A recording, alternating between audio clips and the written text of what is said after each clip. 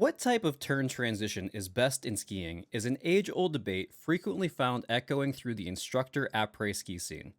Crossovers, cross-unders, and more hybrid cross-through transitions all define different ways of changing edges and moving from one turn to the next.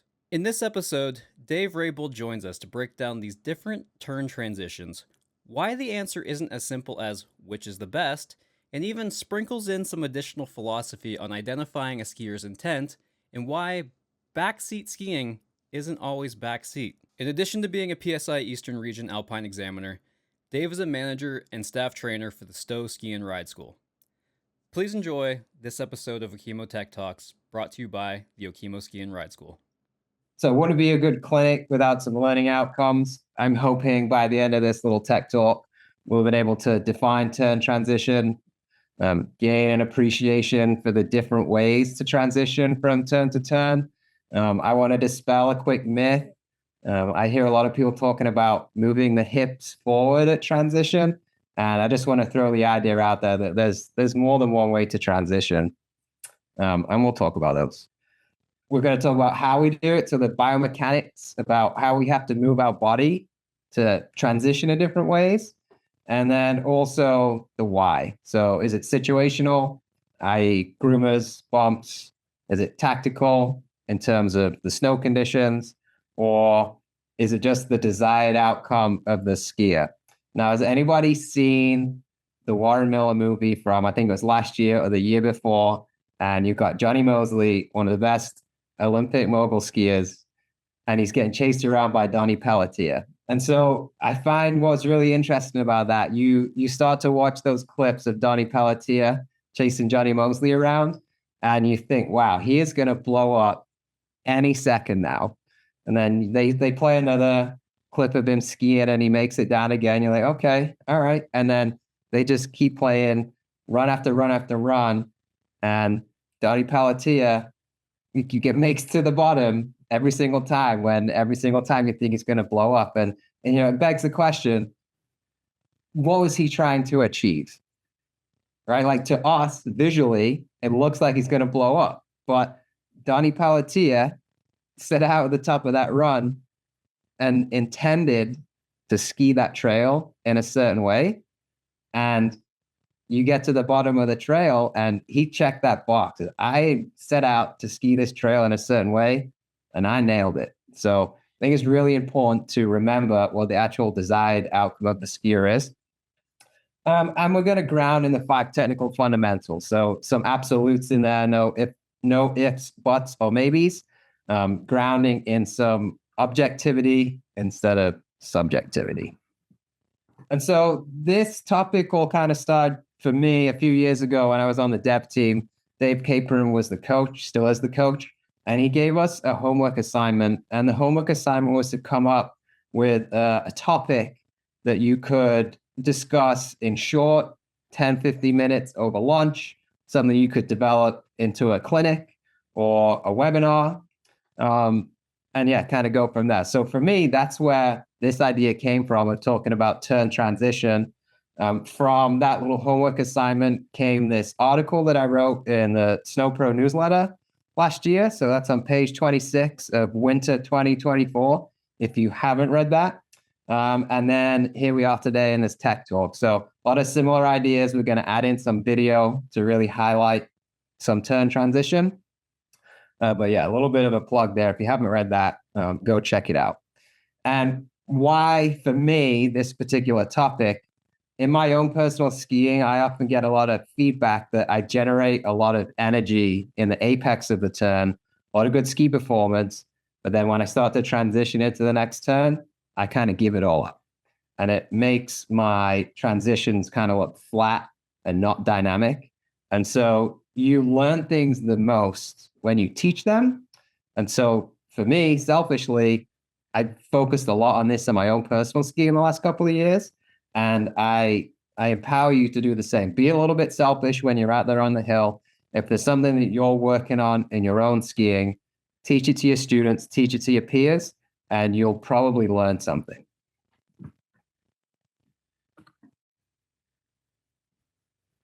All right. So why does it matter? Quick plug to fill it. for last month's Tech Talk. I see him right here in the bottom of the screen. So thanks, Philip. And he's waving. I found it was really interesting, and that Philip's approach was very holistic, philosophical, almost spiritual view on why it matters. And it was a very kind of 30,000-foot view of skiing. I'm going to take us the complete other direction. I'm going to speak about the other end of the spectrum, a very specific aspect of skiing, which is turn transition. And I'm going to play off Philip again a little bit. So story number one, well, before we get to story number one, he also talked about skiing as a metaphor. And I thought I want to share what my metaphor of skiing is. And I hope you all laugh because it makes me chuckle. Skiing, a metaphor for me, is boxing. It's a sport. And it came about for me because when I first moved to Stowe about 12 years ago, I first moved here in the 2012-2013 season. I was coming out of Pennsylvania. I had a level 1, and I moved to Stowe. And I'll tell you what, for the first few years skiing at Stowe, this mountain kicked my ass. It was me versus the mountain. Every day was a boxing match, me going at it with the hill. Over time, I'm happy to report that now I feel like I win that battle most of the days. And yeah, just an interesting metaphor. Boxing, the mountain was winning, kicking my ass, but now I feel like I've got the upper hand on that. So that's the metaphor of skiing to me, and specifically at Stowe. And my story of why this matters to us as snow sports educators is because we need to have that deeper level of understanding about why we teach things and why we're asking our students to do certain things. And I give another example. As a trainer at my home mountain, and for you as trainers, supervisors, peers at your home mountains, ask people, fellow instructors, why they're doing certain things. And the example I give is this. If I'm skiing around my home mountain and I ski up on a clinic or a lesson and I see an instructor, doing thumper turns, for example, I may catch up with that coach later in the day and be like, hey, Philip, I saw you out there teaching thumper turns. Why were you teaching thumper turns with your class? And Philip might say something like, well, I saw my students skiing. They were all kind of leaning to the inside a little bit, favoring the inside ski. So I wanted to get them balanced over the outside ski. So I was doing some thumper turns with them. Great answer, right? That tells me that instructor has that deeper level of understanding about why they chose to do that task. Whereas on the other hand, if the answer to that question is something like, well, I took a clinic with Dave last week and I saw him doing thumper turns, so it looked good. I just copied it. To me, that doesn't really show that deeper level of understanding as to why you chose to do that task. And I think that's what separates the good coaches and instructors from the really great coaches and instructors. And movement assessment, right? So where the rubber meets the road, outcomes and ski performance. What you do with your body, does it really matter unless it has a positive impact on ski performance?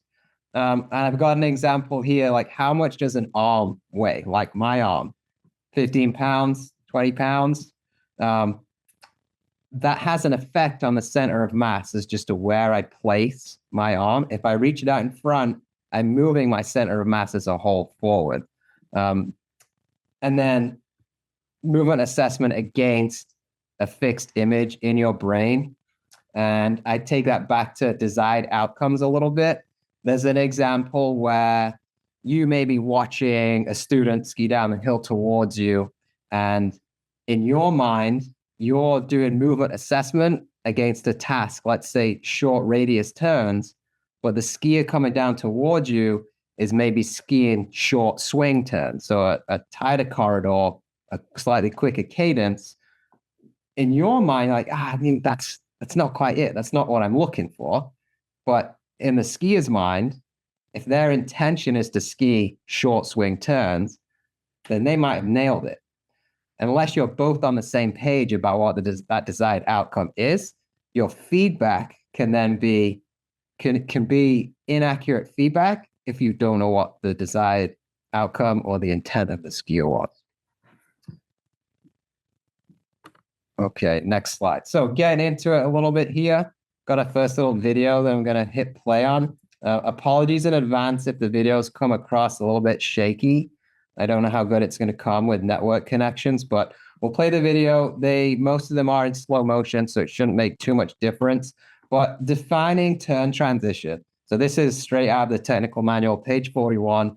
It's a transition between turns. It doesn't happen at one single point.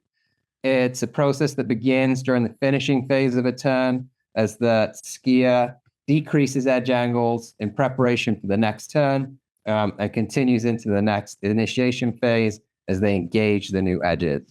And I'll just play this video again so you can see this video. It'll play a couple of times.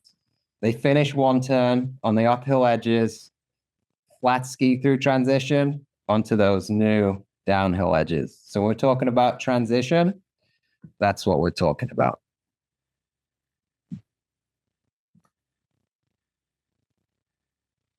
And finishation, ski instructors like to invent new terms. I'm sure you've all heard of this. Real simple. You can see that the first picture there, the initiation phase of the turn. We've got the shaping phase in the middle, the finishing phase at the end. When you link all those together, you can see that the finish phase of one turn links right into the initiation phase of the next turn. And so when you link them together, turn transition is not that single point in time. It's the flow from one turn to the next. So we coined this phrase finishation. And getting right into it here then. So the first type of transition I want to talk about is the crossover or the up and over, probably the most common type of transition. And it's characterized by both legs being long or tall when both skis are flat on the snow, that moment in time, right in the middle of the transition where both skis are flat on the snow.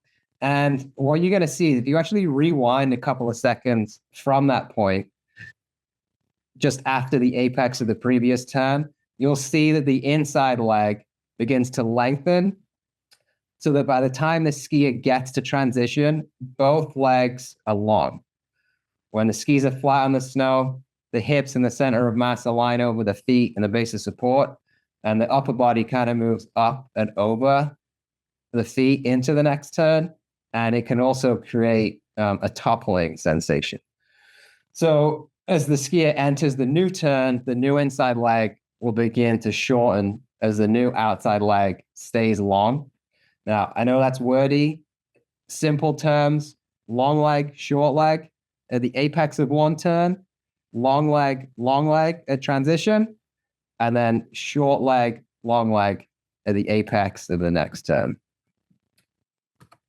And we've got our first video here. So this is Patrick Bates. And I'll play it through a couple of times, just give us some time to digest and watch. And then I'll pause it a little bit and we can talk about it a little more.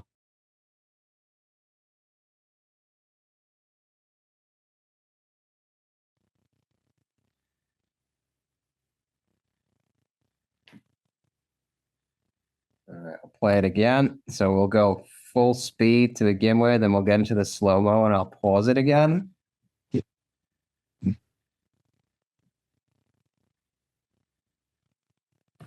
So I'm going to pause it right here. So transition between turns, you can see both legs pretty long, pretty straight, hips, center of mass aligned over the feet, and the upper body's kind of moved up and over the feet. Now, as I play it now and we go into the next turn, keep an eye on this right leg right here. Watch this right leg begin to shorten. So you can see right there, as we get into the apex, the left leg has stayed long, but the right leg has now shortened. So that idea of long leg, short leg in apex.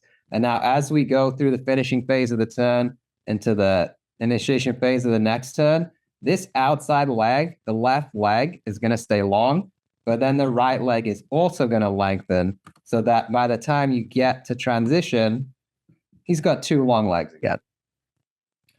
Pretty straightforward, right?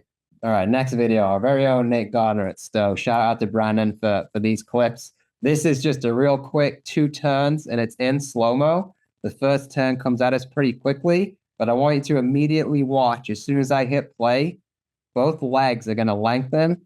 He's going to be very tall in transition.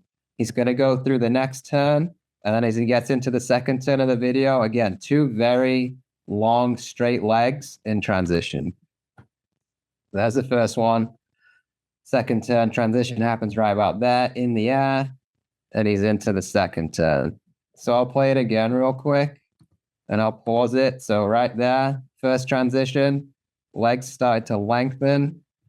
Very tall at transition, two long legs.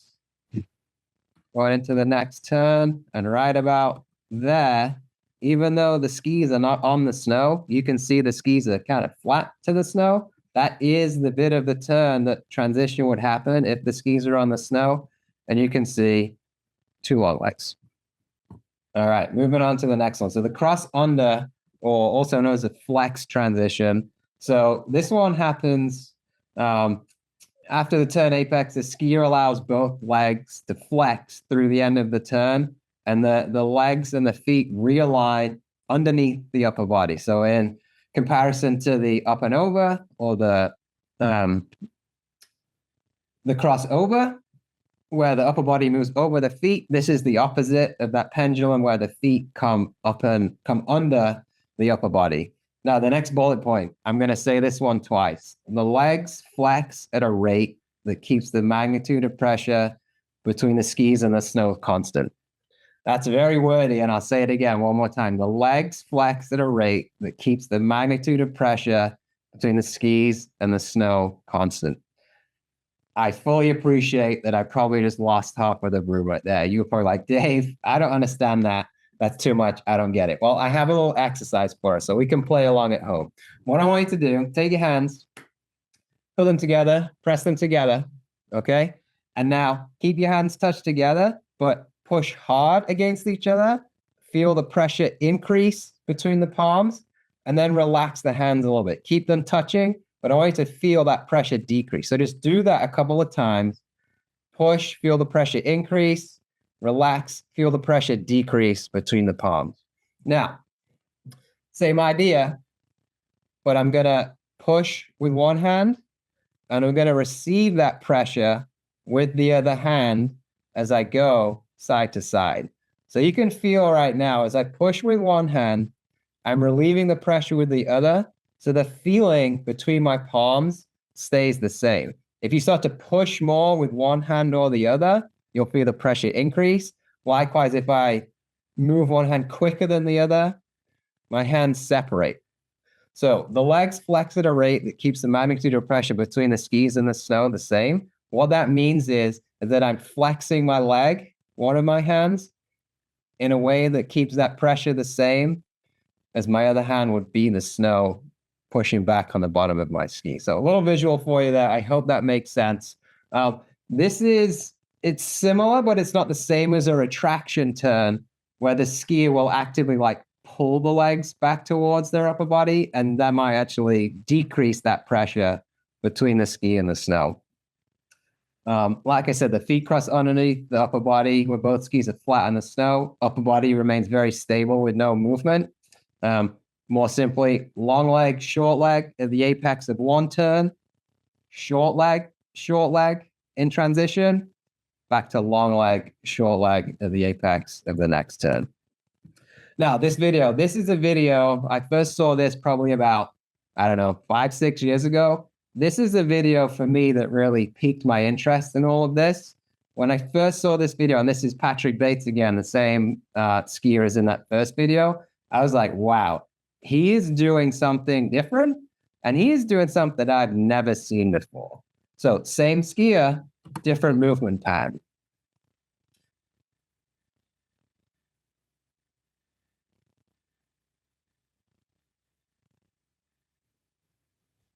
And I'll play it again with some pausing this time.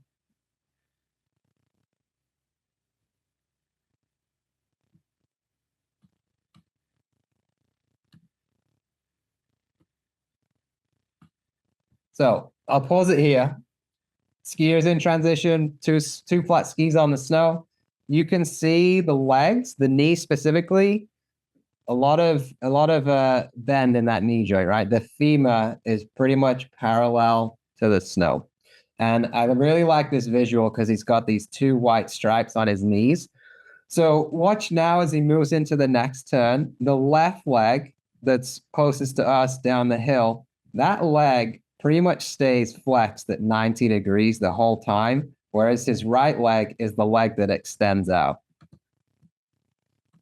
So you folks see that? He's now in the apex of the next turn. Left leg has stayed flexed, pretty much having that femur perpendicular to the snow at all time. The right leg now is very long and straight. And now watch as he finishes this turn, this left leg will stay flexed in this position, but the right leg will shorten so that he comes into transition again with two short legs. And then same again, rinse and repeat for the next turn. So this right leg now here will stay pretty much in this relationship flex the whole way through the turn as the left leg extends out and away and then back in towards. And just another video. This is Tom Gelly skiing some bumps. Same idea. So I'll play it. We can watch it full speed.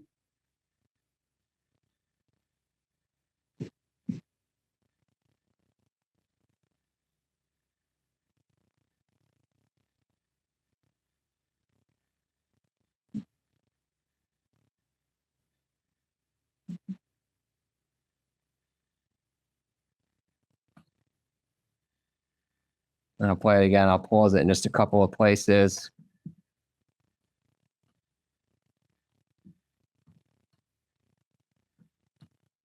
So this is a great one right here. You can see skis relatively flat to the snow. He's in transition. Femur specifically perpendicular to the snow. A lot of this one you have to take with a grain of salt, just because to the untrained eye, this could be skiing in the back seat. And there's a reason why the first transition, the crossover, is most common, is because it's easiest, and it also doesn't put the center of mass way behind the feet. Right? There's a difference in these two transitions, and it's right here in the ankle joint and the lower leg. Knee may be flexed, and the center of mass may be way behind the feet. But I could put money on he has tension in the ankle right now, and the lower leg is pushing in to the tongue of the boot. I think what we see a lot on the hill is that like that back seat skier, they're in this position, but they don't have that shin contact in the front of the boot, and that's what causes them other problems. Try and stop one more turn. So again, next one right here, you can see that femur is almost past 90 degrees. But right there, that's the moment he's transitioning from turn to turn. Skis are relatively flat to the snow. And nice little maneuver there to avoid the rock at the end. Cool. All right, so moving on real quick then, the next one or the last one, the cross through or the hybrid. It is just that. It's a combination of the two where we allow the feet to come back underneath the upper body at the end of the turn, while at the same time allowing the upper body to move over the feet. So a little bit of this is happening. Skis remain engaged with the snow. Skiing uses ski performance to propel the center of mass into the next turn. And I really like the pedaling the bike analogy in this one. Some people don't like this analogy, but I think for this, it works really well.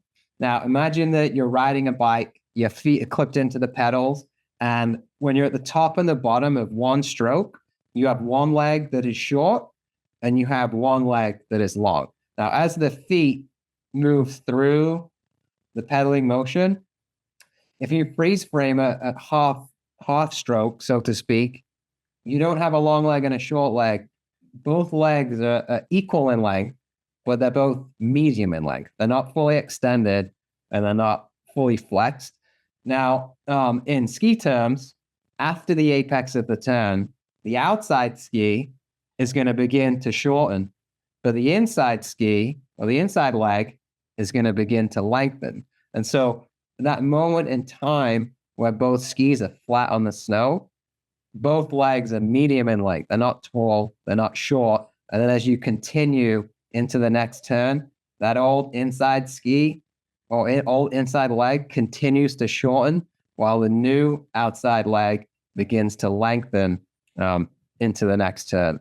And more simply, long leg, short leg at apex, medium leg in transition, and short leg, long leg in the apex of the next turn.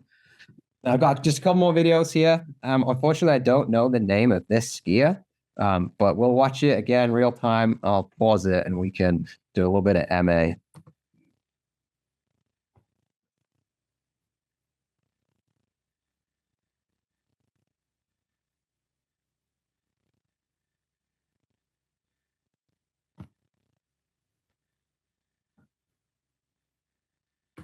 So right about here, I love this freeze frame as a visual. So she's in transition between turns. You can see the lower leg and the torso are pretty much perpendicular to each other. They both have the same amount of angle. And the femur right here, it's not vertically upright, but it's not at 90 degrees either. It's at that nice 45 between the two, which also means that the angle in the ankles, the knee, and the hip is about equal as well. Now, I know that skiing is a motion sport and we're not ever trying to create an image or a visual, but if you were looking for one, this is it right here. And what this allows to do in ski performance is it allows the skier to get really good edge engagement at the top of the turn. And you can see that by the tracks that she leaves in the snow. So you will see, I'll play it again.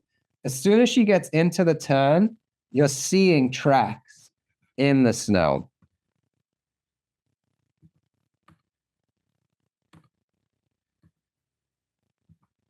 So right there, you can see right here where I run my cursor. As soon as the turn was initiated right here, skis are engaged in the snow. You can see that from the nice trenches. And we've probably all heard the phrase about spraying the snow back up the hill. You look right here, the snow coming off this outside ski is almost getting thrown up and away from the skier. And she's actually managing to do that very early in the turn. So you can see right here, that snow is getting sprayed off to the side. Right there, you can see it just starting to spray right there. She's still way above the apex, but she has such good ski engagement that it allows her to propel that upper body down the mountain and get some good ski performance. And I have another video, one of our own, Pete Novum again. Shout out to Brandon for the visuals on this one.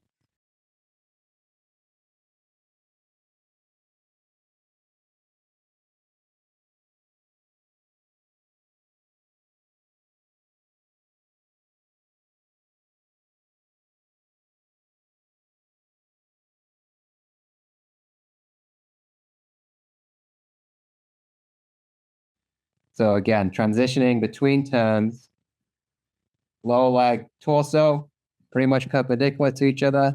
The femur here, it's not at 90 degrees to the snow, but it's not vertically upright. It's that nice halfway, 45 degrees in between.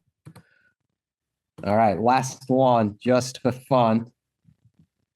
Let's see how many transitions you can spot in these videos.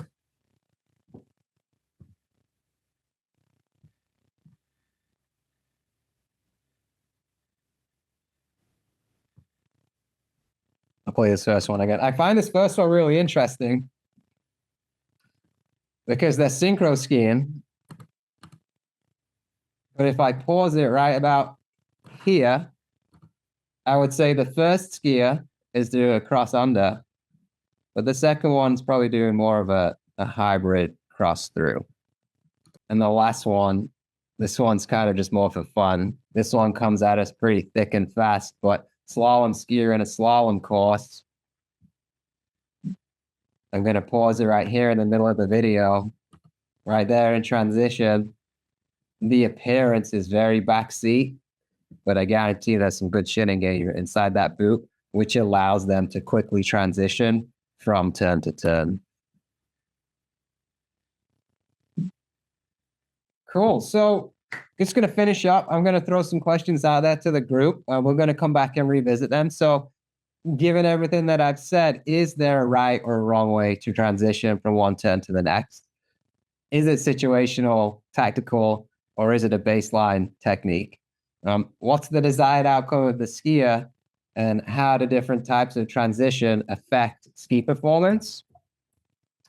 I got a question from Ben. I was talking about this with Ben de Benedictis the other day in the office, and he posed the question, what feedback from the snow dictates kinesthetically what choice you make? You know, are you consciously making a decision about how to transition from turn to turn, and what inputs are you receiving, you know, from the senses in your body that says, oh, I need to do this right now, or I need to do that. And when you break it down using the technical fundamentals as a foundation, it gives us a very even platform to talk about turn transition.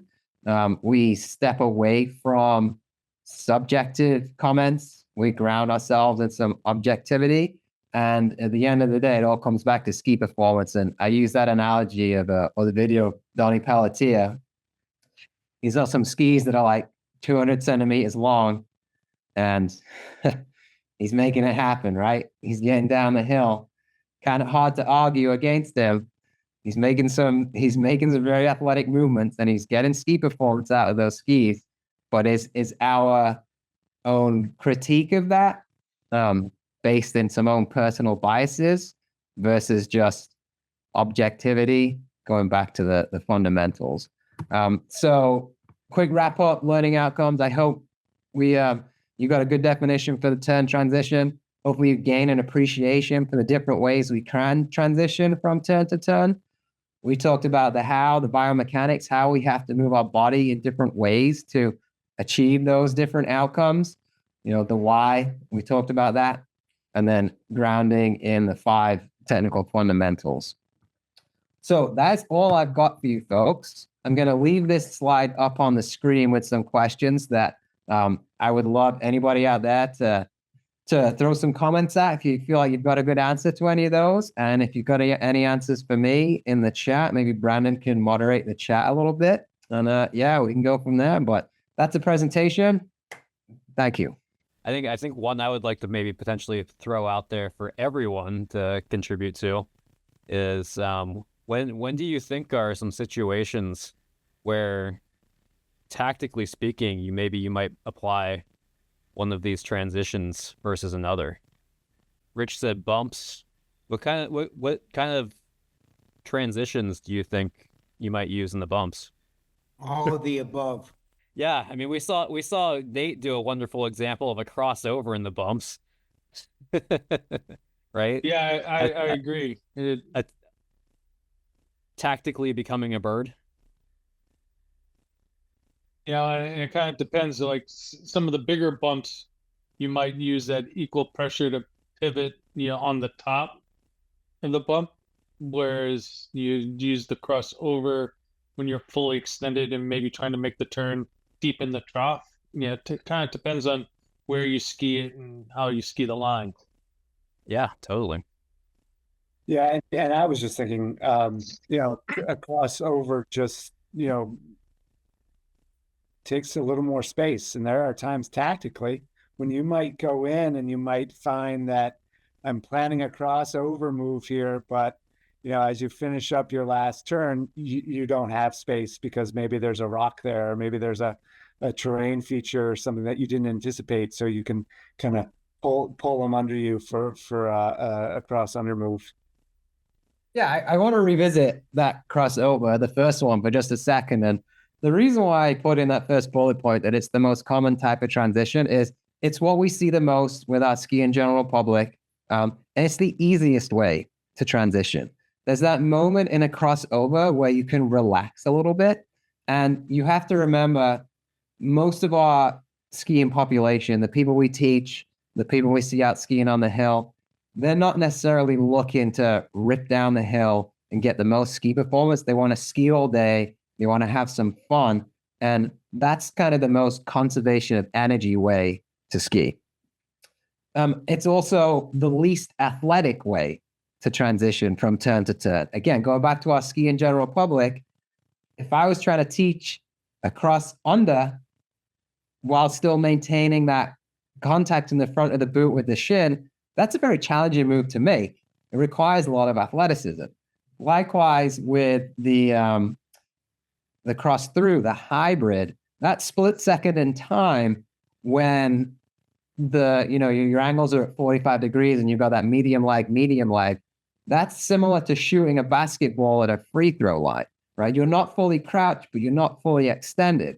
Now, I challenge anybody to stand in that position for more than 60 seconds, and your legs are going to start to shake, right? It requires to hold some tension in the legs.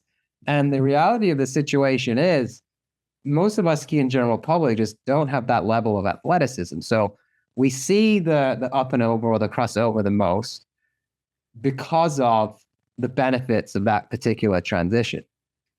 Now, to Philip's point, for me, that type of transition is more of like a GS type turn, wide open trail. I can create ski performance, but it takes a longer amount of time. I can rely on the skis to take me across the hill and be patient to get into that next turn. Compare that to the video of the slalom skier that I played at the very end. They skied a couple of flushes and they made 2-3 turns within the space of like a second. Because they were in that position, it allowed them to manipulate their feet very quickly. Here's another thing you can try when you're out on the hill. Stand very tall and try and tip the feet side to side. You don't have a lot of range of motion. When you start to collapse the body and like an accordion and get some angles in the joints, the manipulation of the feet and the lower leg becomes, you have a much higher range of motion in that lower leg in a flexed position. So just some my personal thoughts on that. Somebody asked about pressure and pressure management. That's a tough one. We could have a whole nother tech talk on pressure. And it's funny, before I landed on this topic, pressure management was my first pick. I mean, I'll throw it out to the group. I kind of have my own answers, but I'm also interested to hear what other people in the group think about pressure in terms of these types of turns. And I'll throw a caveat out there. It's very difficult for us to create pressure. We manage pressure as it comes back at us from the snow, the hand movement, and I can't create pressure on the snow more than what I weigh for more than a split second. And an easy real world situation of that is get your bathroom scales out, stand on your bathroom scales. That needle will always hit the middle of what you weigh. Now, you can jump up and down on the scale, and for a split second, you can make that needle on the scale read higher than what you weigh, but it's very quickly going to go back to how much you weigh. So you can't really hold and sustain an increase. Brandon's got his scales right there. All right. I literally bought a scale just for this, to do this visual of the future video. So tune in next time when Brandon's going to do this, but jump on that bathroom scale. I guarantee you could not make that needle hit more than what you weigh for a split second in time. So we can't create pressure. We manage pressure that comes back from us from the snow. And depending on how we engage the skis in the snow, dictates how much pressure we get back. So with that said, I would love to throw it out to the group and hear some thoughts on that. So I was the dick that asked the question about pressure. So I think with the general public on that crossover move, that what we see most often is somebody going up and over rather than just going over. And so when you were discussing the pressure in using the hand pressure example, I'm thinking that, and please, I'm happy to be incorrect. I've been there 1,000 times, but on that crossover, getting rid of the up, my focus has been to try and maintain ski-snow interaction or continuous pressure.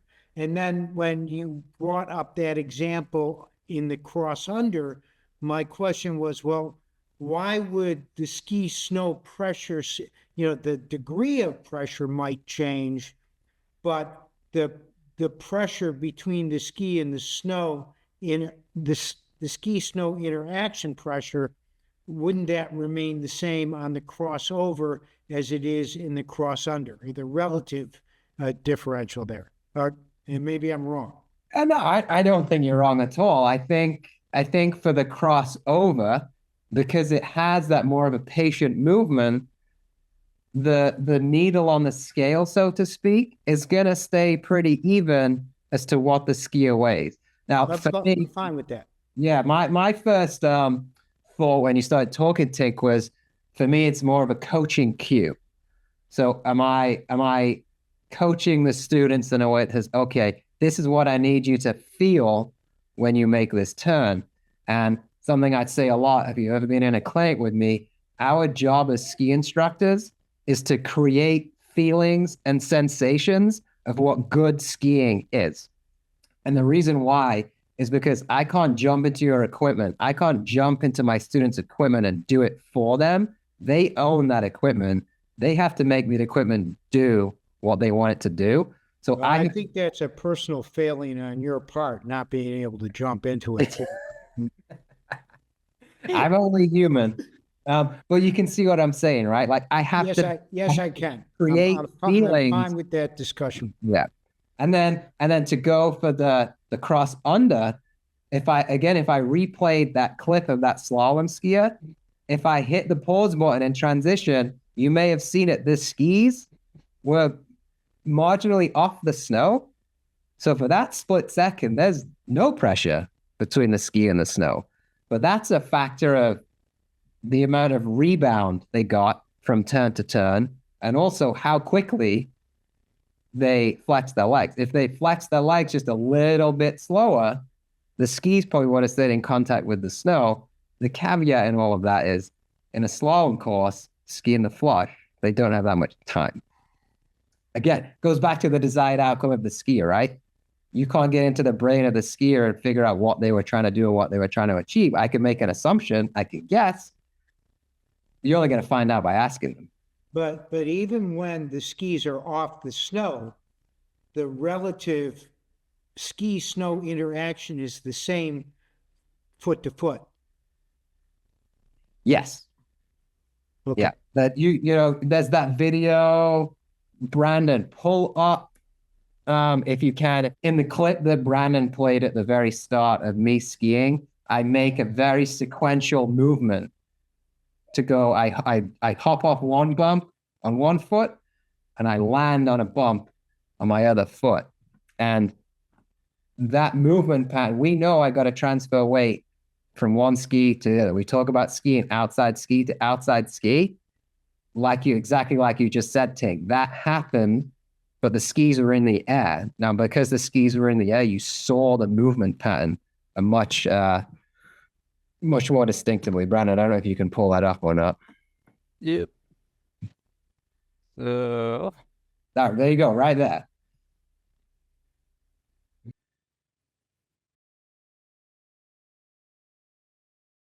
So watch, I go from my left foot to my right foot. It's a very sequential movement, but if the skis are on the snow, the same movement pattern's happening.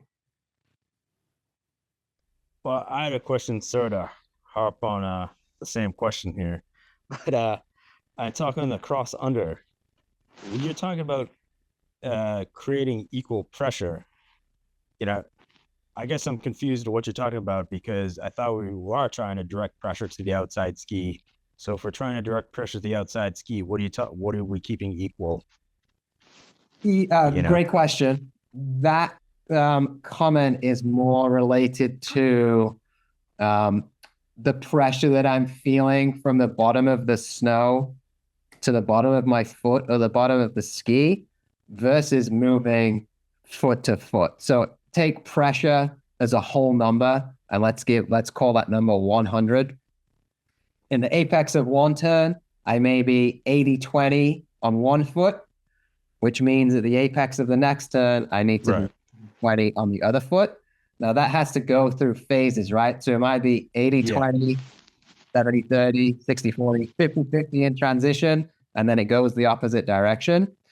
The point I was trying to get across was that, again, going back to that bathroom scale, if I jump on that bathroom scale, for that split second, I feel a peak in pressure.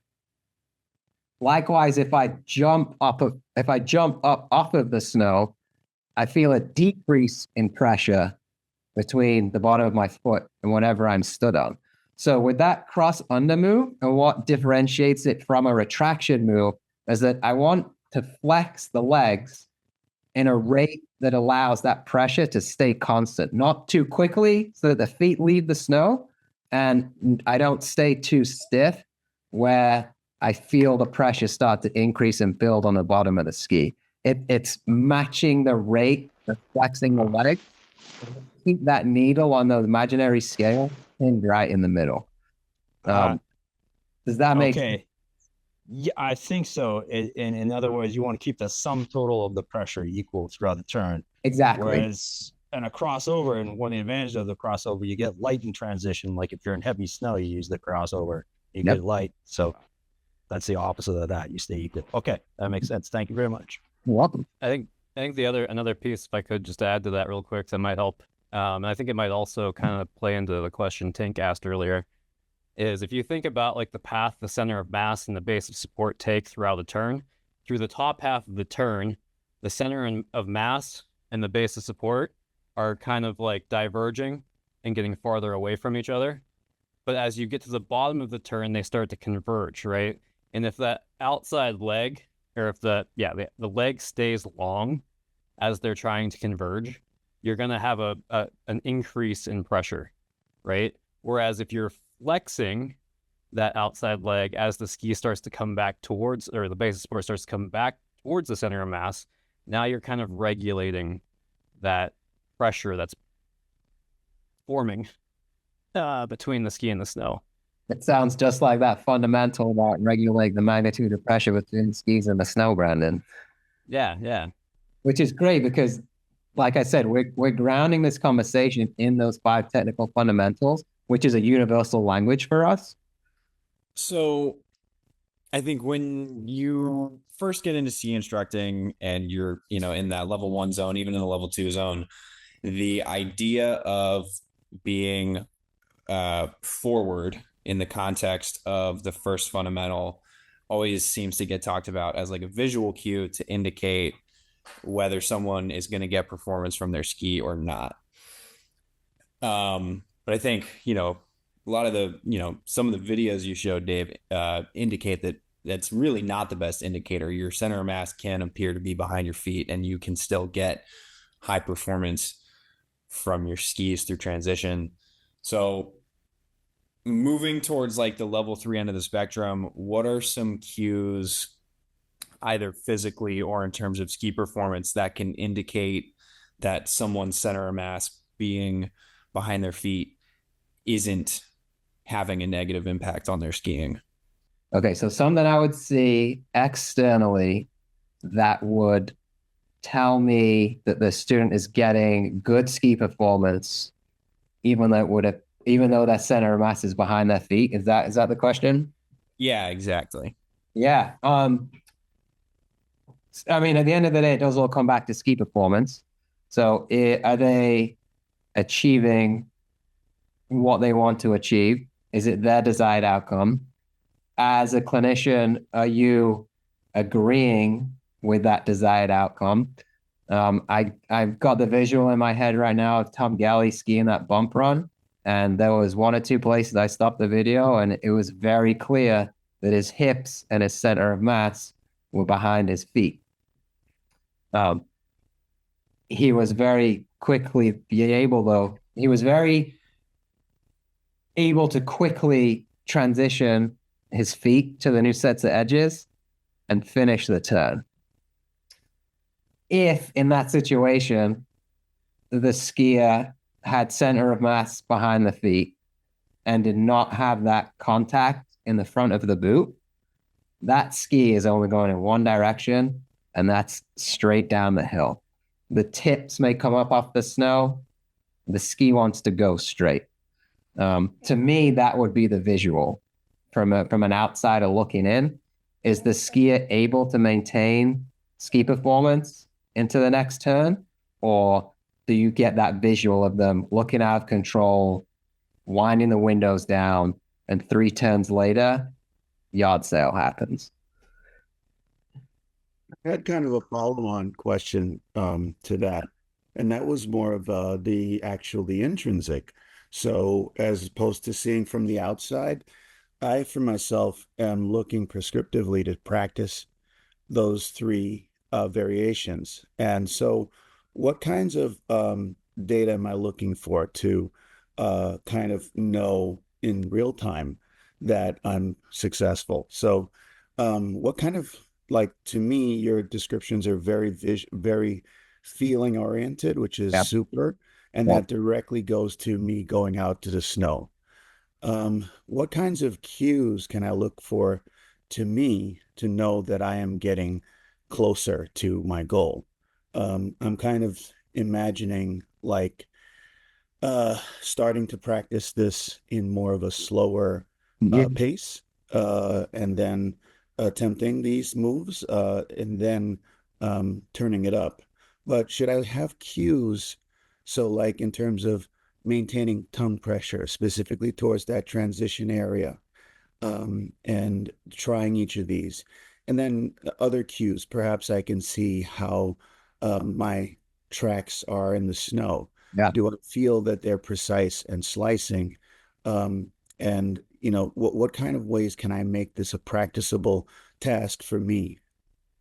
Yeah, great questions. For me, when I'm teaching this in a clinic, again, the same idea how we teach our students. We do a bit of a fan progression. We start statically with some nice, easy stuff on flat ground. Maybe I'm not even in my skis at this point. Maybe I'm just stood on the snow. And for me, there's some constants that are always happening inside of my ski boots. So just you have to visualize this a little bit and practice it next time you're out in your ski boots. But just stand in a nice, athletic, neutral position. And inside of your ski boot, I want you to wiggle your toes. And then I want you to point your toes up towards the sky. And you can do it a couple of times. Relax, wiggle the toes, point the toes up to the sky.